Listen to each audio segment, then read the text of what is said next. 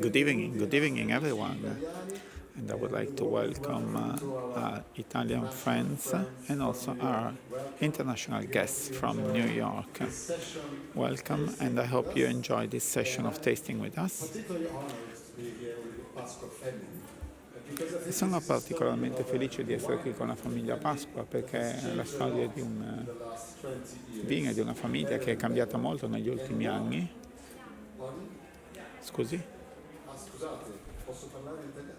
Benissimo. Allora, comunque, benvenuti. So, again, I apologize, we start again. Welcome to our friends in New York. I hoped I could speak English, though my English is not perfect, but I'm in Italy, I can speak Italian to our Italian friends, and we have an interpreter. Good evening and good afternoon for the US. I am particularly pleased to be here tonight because talking about the PASQUA family is always a good lesson, and it's a pleasure because they are friends. They are one of the most important families in Valpolicella. They've been producing in Valpolicella for generations, and in recent years they have changed their pace, their perspective, specifically because of the new generation who have joined the company and taken significant decisions in terms of quality and expressing the terroir. Here with us, presenting the wines, and this very important topic that I will describe to you shortly, is Riccardo Pasqua, the CEO of the winery. And with us, we also have Carlo Olivari, the technical manager, the winemaker, because you never know. You don't know always everything about wines, and we may ask him questions. Just a brief introduction on the topic, and then I will leave the floor to the true host, Mr. Pasqua. After tasting so many iconic wines of the family that have been released in recent years, together with them, we thought we would organize a very special event for the Milan Wine Week, focusing on two specific themes which are increasingly important for the company. The first one is the expression of the terroir, so enhancing and increasingly studying and having an in-depth knowledge of single vineyards, of specific areas in their land, in Valpolicella, that they know very well, because they've been there for generations. And as is always the case with their own vineyards, long-term agreements with wine growers, so all elements that leads you to know very well the entire area, all the various slopes in Valpolicella, which is a rather large area, various valleys, slopes, various altitudes. This knowledge has led them in recent years to express some single vineyards. In recent years, we have seen one of the iconic wines introduced by the generation, Mai Dire Mai, Never Say Never, which comes from a specific vineyard.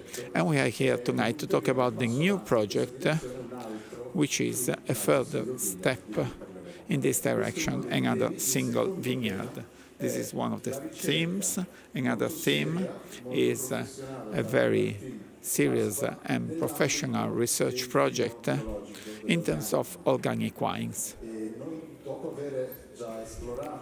After exploring the important topic of natural wine, that was object of a project that was presented a couple of years ago here in Milan, and which is rather well known now, the PASQUA family has decided to take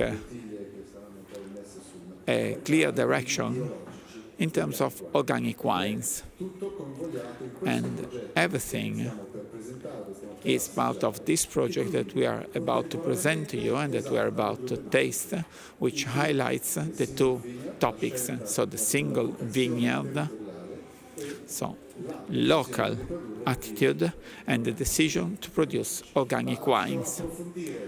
But now I would like to leave the floor to Riccardo Pasqua, and after that we will taste the wines and see the outcome. Thank you very much, Alessandro. Thank you very much for your beautiful introduction, for your beautiful words. It's really an honor to have you here to chair this session and taste our wines. To the benefit of our American audience, I would like to spend 30 seconds to introduce our family, since some may not know our company, our winery. We are an independent company. We've been active since 1925. We've been working for almost 100 years now, third generation in the eastern part of Valpolicella, east of Verona, and today for us is a very special day. As Alessandro was saying, this is the first time, so it's a true preview. It's the first time that we bring these two wines to the world, to the audience. So for the first time we present and we launch this new project to the world, which, as Alessandro rightly pointed out, is a single vineyard. So those wines come from specific vineyards, and following our tradition, those vineyards are located in the eastern part of Valpolicella, not far from our buildings. We are in the Nizzole area, 8 kilometers north from our winery. So geographically, this is Valpantena. It's a 4.5 hectare vineyard, so it's rather small. It's a single vineyard at an altitude 300 meters above sea level, but Carlo will talk about the analysis of the soil. This project was began some time ago. This vineyard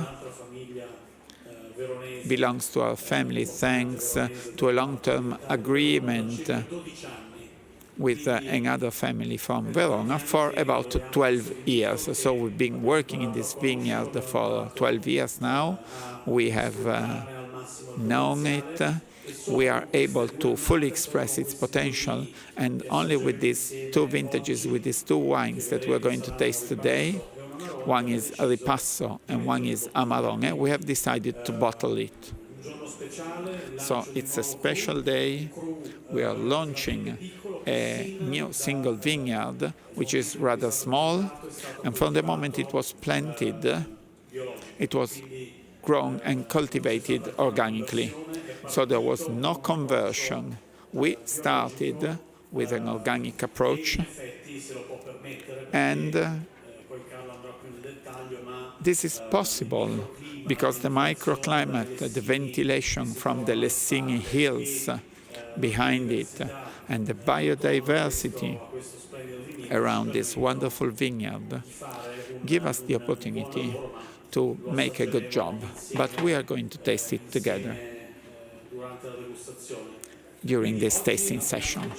So today we have decided to show you this wine, and I'm using your words.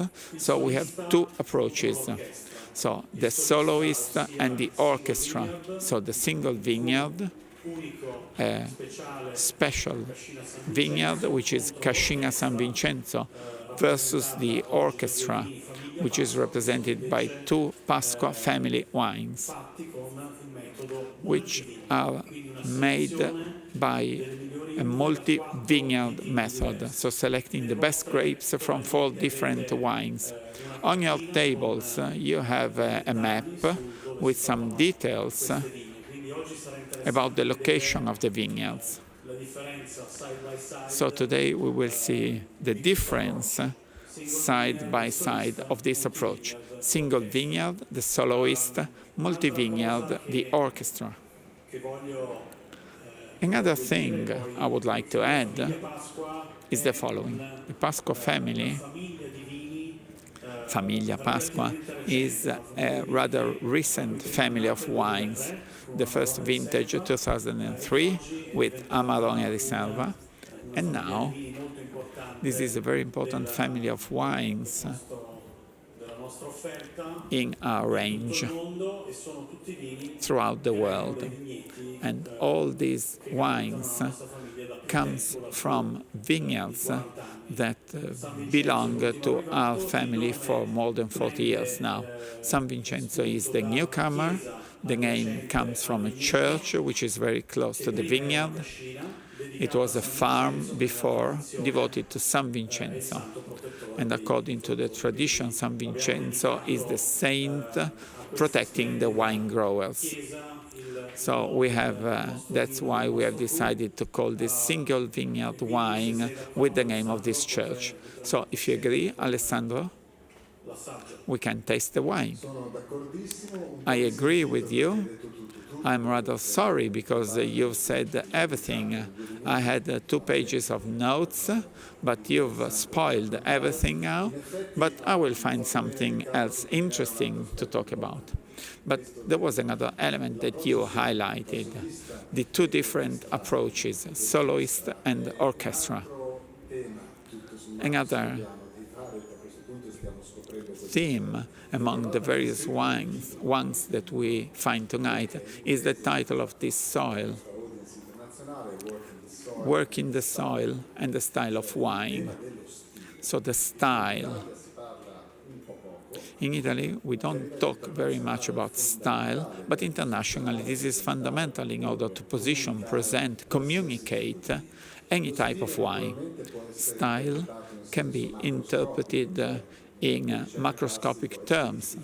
Valpolicella Classico is very different in terms of style from Ripasso, which in turn is very different in style from Amarone, to talk about the 3 main wines in Valpolicella.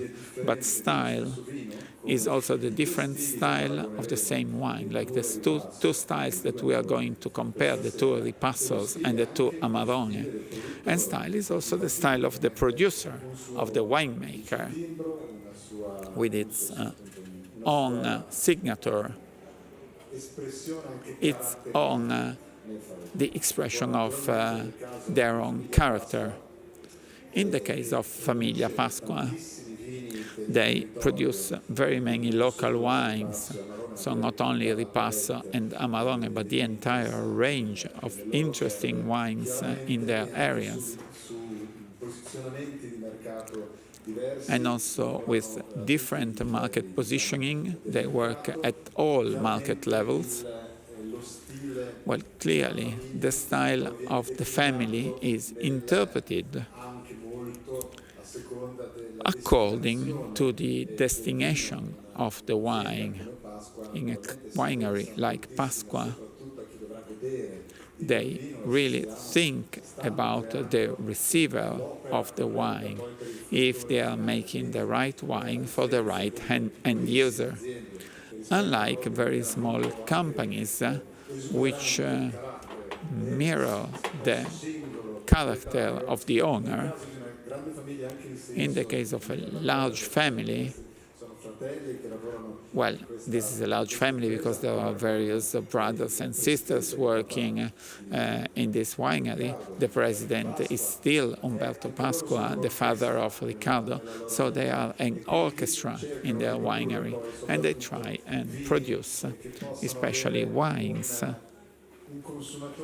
that are made for the ideal consumers that are receptive to their style, a style that they are trying to create together with professionals like Carlo.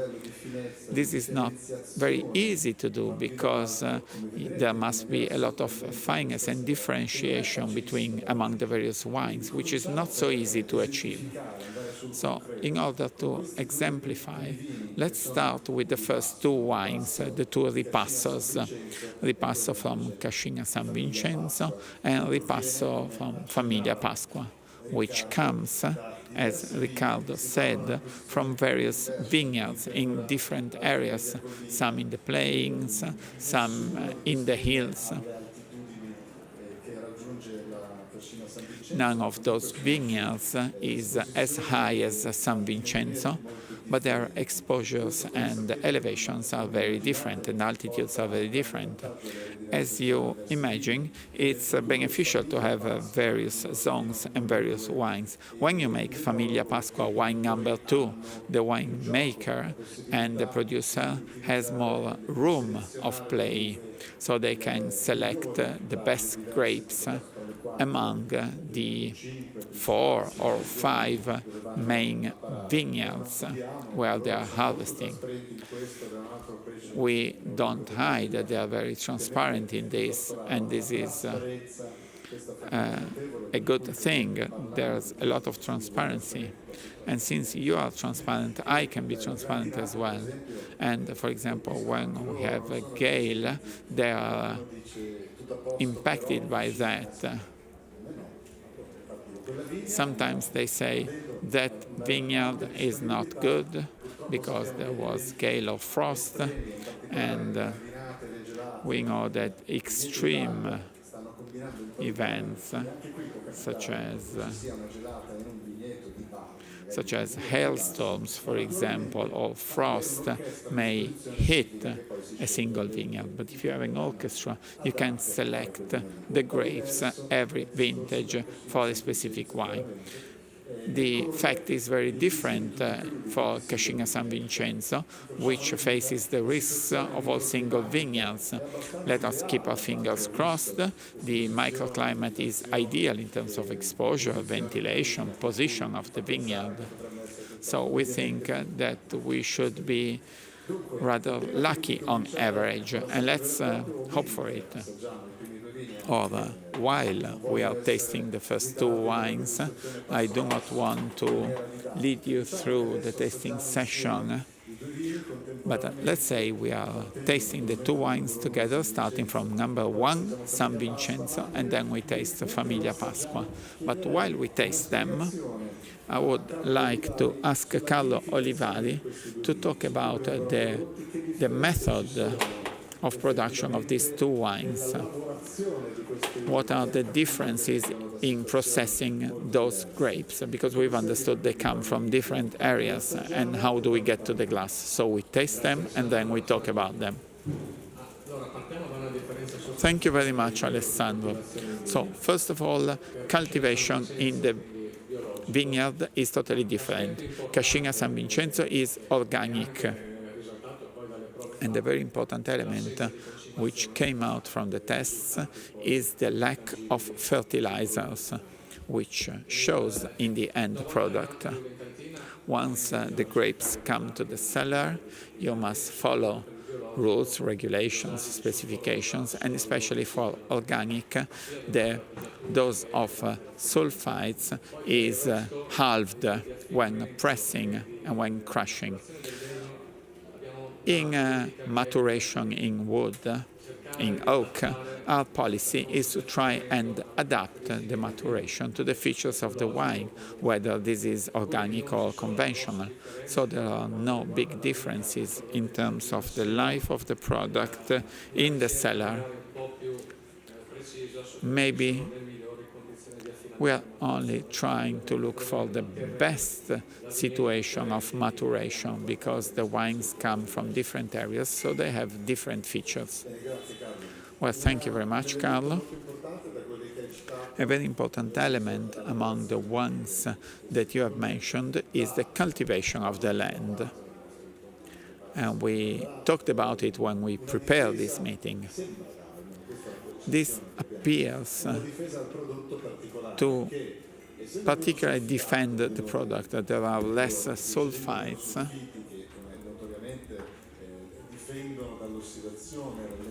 because the sulfides protect from oxidation, so the wine develops its own resistance.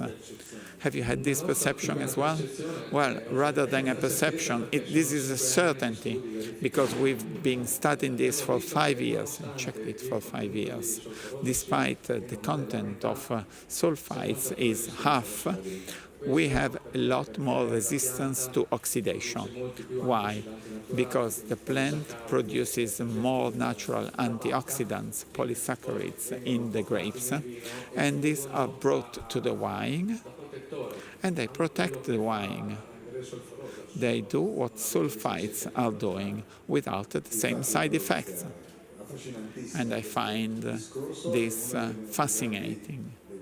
It's one of the various reasons why carrying on a serious project, a serious organic project, in most cases, in Italian winemaking, with very many happy situations of exposures and positions. Valpolicella is one of those lands with some more difficult areas, but also very many vineyards in positions that allow for a reduction of treatments and give the opportunity to have a more natural and less complicated cultivation. I hope you have tasted the outcome, and I hope you have noticed the enormous difference between the two wines. In theory, if you go to a restaurant and we do not know this wine, we find two PASQUA Ripasso wines in the wine list. We would hardly imagine such a difference. It would simply be two Ripasso wines.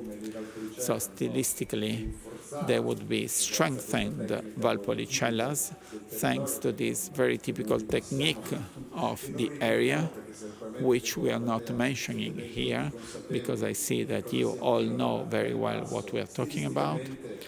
And stylistically, it gives more structure, more vigor to a classic Valpolicella.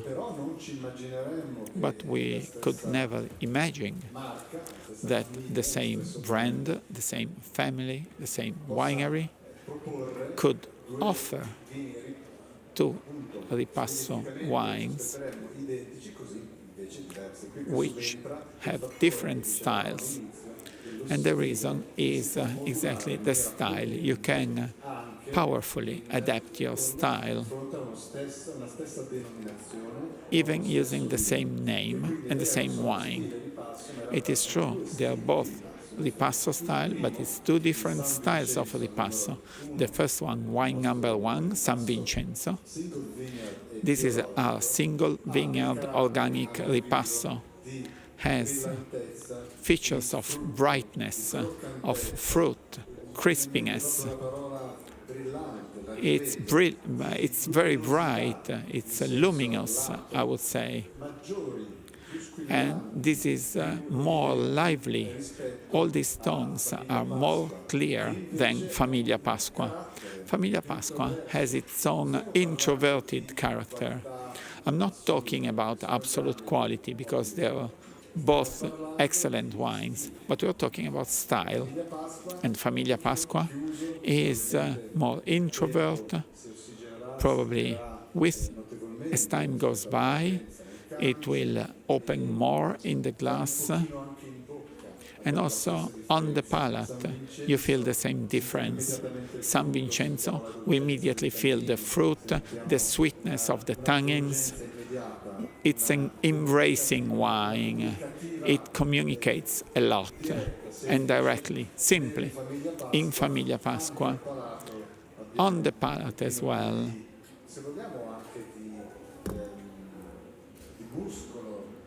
We have some muscles, some power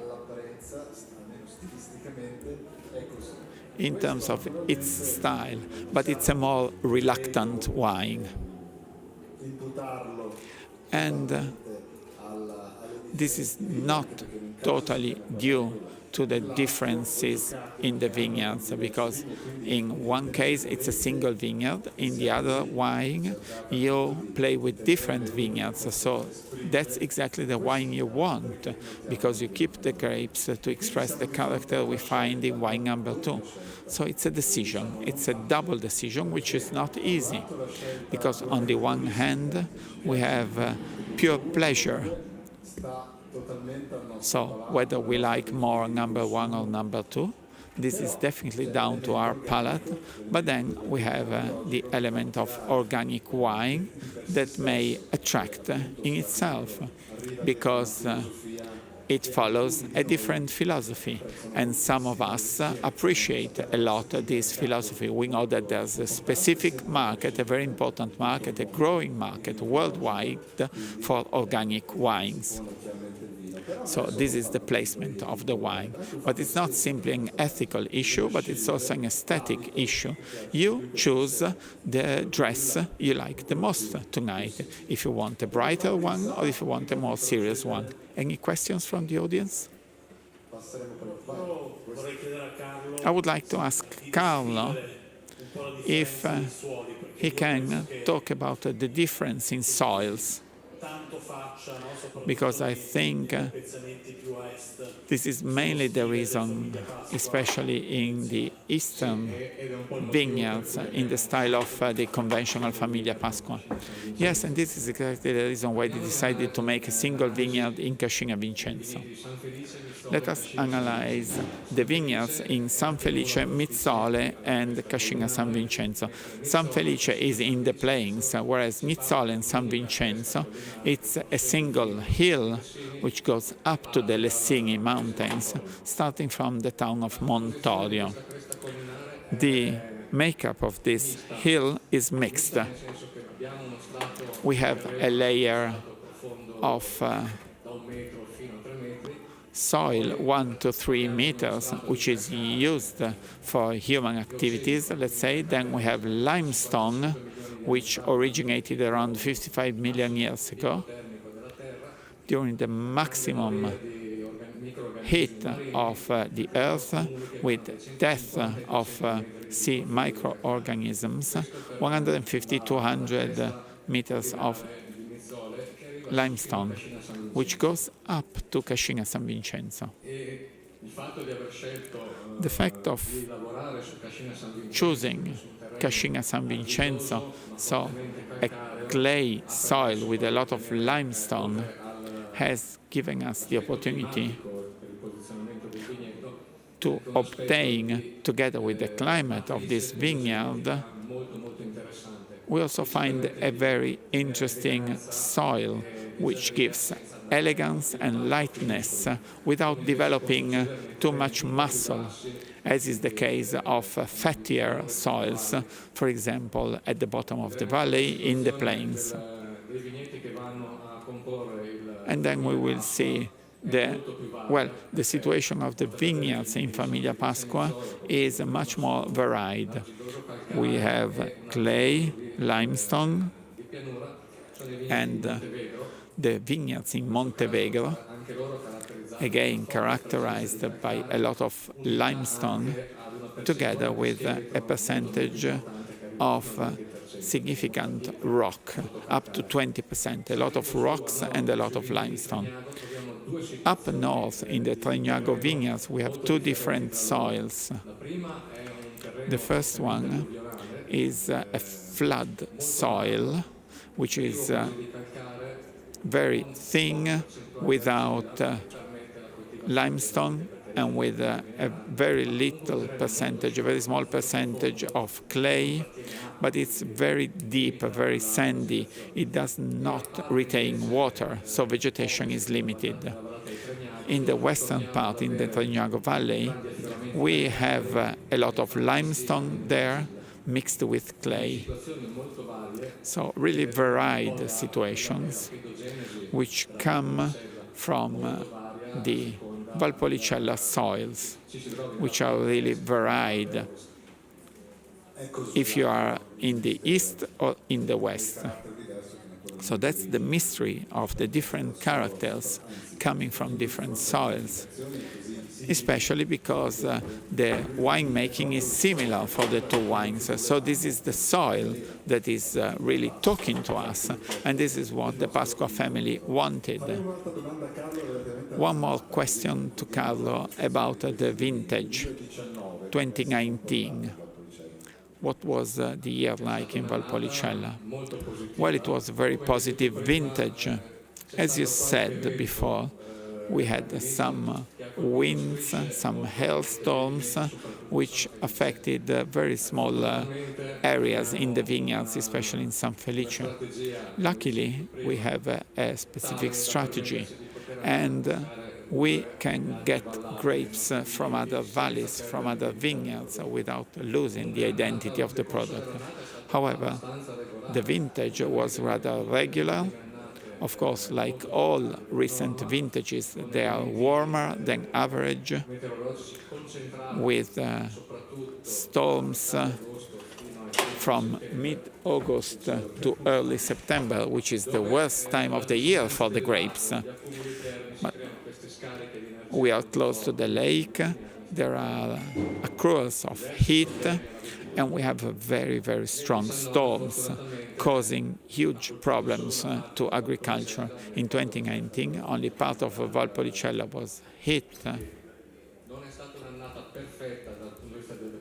So it was not perfect, but compared to the past 4 years, it was a rather good vintage.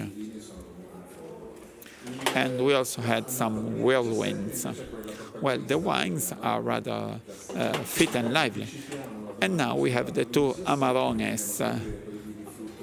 The vintage is 2017. Let us talk about the vintage now. So 2017 was a particular vintage, a peculiar vintage, because it came after 15 and 16. 15 was very warm, one of the best in terms of climate for the past 20 years. 16, a cold vintage, rainy vintage, and it was very difficult for grapes to ripe. 2017 was different in different areas. In the plains or in the lower part of the hills, it was very difficult to get the ideal ripeness. So, in terms of fresh Valpolicella and Ripassos, we were affected by these different ripeness levels with wines that are not really mature. However, the medium to high hills were much less affected by these climate irregularities, with phenolic ripeness that are better than in the lowest parts. I'm talking about phenolic maturation, meaning that the grapes must be red and mature 360 degrees, whereas in other vintages, parts in the sun are red and the parts in shadow are green or purple. And then you have less mature tannins, which are more bitter, less elegant, and it's more difficult to offset those unpleasant feelings. Well, all our friends, all wine experts or serial consumers of wine know very well that there is an extraordinary element in our product, which is time. And again, tonight, it gives us some of its fascination. All wines, as years go by, tend to leave their external features, the ones caused by the activity, by human activity, even the selection of wine processes or even the grapes. There are very serious research projects that show that after very many years, it's only the voice of the soil that remains. And if you're able to feel the origin, which can be Valpolicella, Montalcino, Bordeaux or Burgundy, from the mark that has been left by the soil. because this is where everything boils down to. This is not simply the theme of our night, but it's the theme of wine. This is a real phenomenon. It has been recorded, and it tells us clearly that the key is there. Then we can try and positively play with our elements in order to give our own style, to try and give more strength, more sweetness. But then great wines over time tend to let the soil speak, to let the soil talk. These two wines, Amarone 2017, are still young, but you can already feel that after everything that we've said in terms of different choices, one is organic and the other is not organic, one is single vineyard and the other is multi-vineyard. In the younger Valpolicella Ripasso 2019, there was such a clear difference in terms of style, whereas here, with those two Amarones, they are 2 years older. I think this is the most recent vintage you can find in the market for Amarone. We feel that this difference is more subtle. It's very interesting to investigate with the nose on the palate, but it's not as clear as it was before, with a very fruity wine and a rather introvert and reluctant wine. We feel the difference,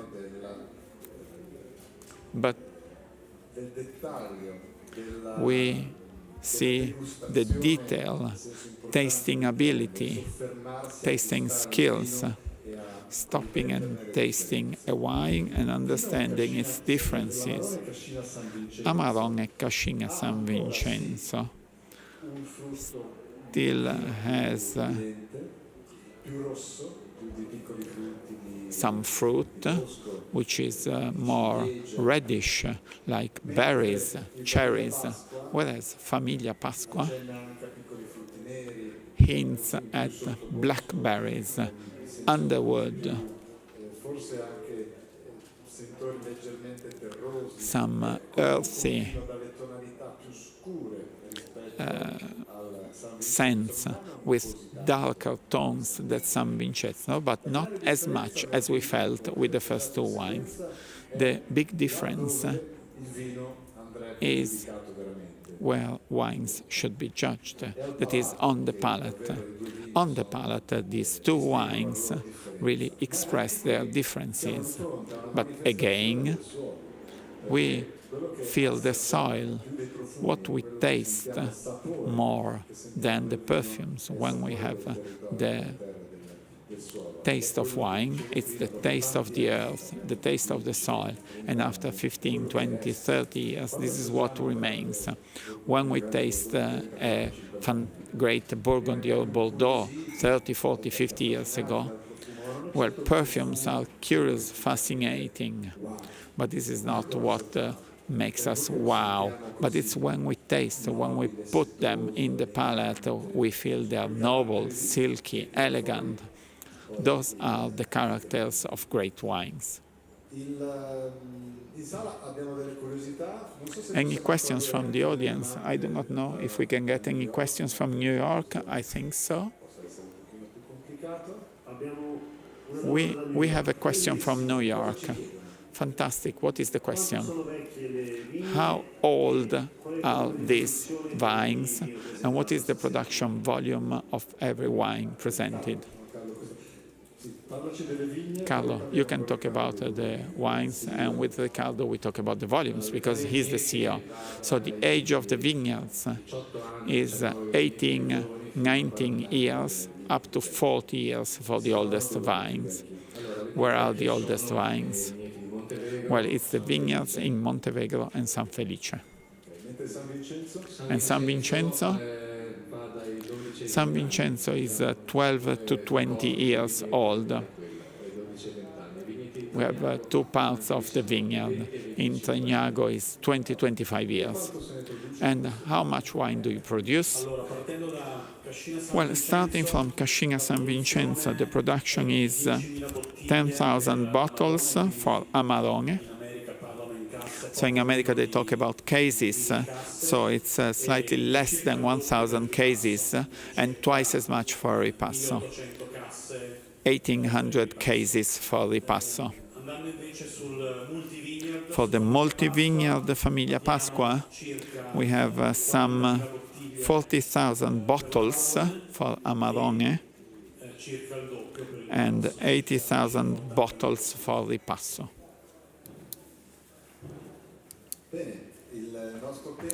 Fantastic. Our time is over. We had 45 minutes. I think we managed to keep with the schedule. And if there are no more questions or feedbacks or criticism about the wines, we can say goodbye and meet you next time. Excellent. Thank you very much. We would like to thank our friends from New York who have followed this event together with us. We hope it was interesting and we hope you enjoy the rest of the day. Bye-bye from Riccardo and see you next time. Thank you. Thank you very much for being with us. Thank you.